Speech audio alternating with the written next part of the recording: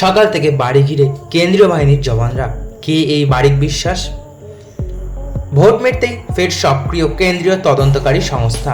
সাত সকালে ইডির হানা।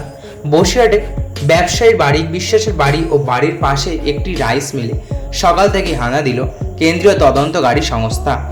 উল্লেখ্য, রেশন দুর্নীতি মামলার তদন্ত করতে এদিন সকাল থেকে কলকাতা সহ ২ পরগনার বিভিন্ন প্রান্তে একাধিক জায়গায় তল্লাশি শুরু করেছিল ইডি। বিশেষ নজরে জ্যোতিপ্রিয় মল্লিক ঘনিষ্ঠ চালকল মালিক বারিক বিশ্বাস। তার বসিরহাটের বাড়িতে চলছে তল্লাশি অভিযান। বাড়ি ঘিরে রেখেছেন কেন্দ্রীয় বাহিনীর জওয়ানরা।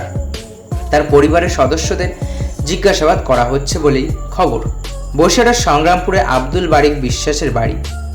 এদিন সকাল থেকেই সেখানে হাজির হয় ইডির একটি বিরাট দল। ৯ জন ইডি আধিকারিক তল্লাশি শুরু করেছেন।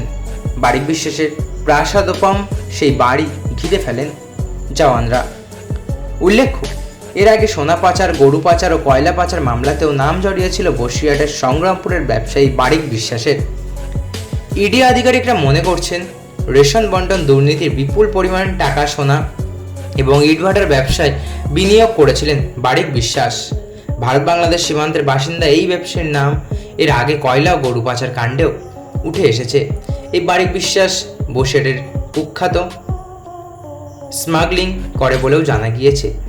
এর সাথে সাথে আরেকটি খবর উঠে আসছে, সেটি হলো অনুব্রত মণ্ডলকে নিয়ে, যিনি নাকি আজকে সিবিআইয়ের মামলা থেকে জামিন পেয়ে গিয়েছেন। সামনে ইডি মামলার জামিনের শুনানি।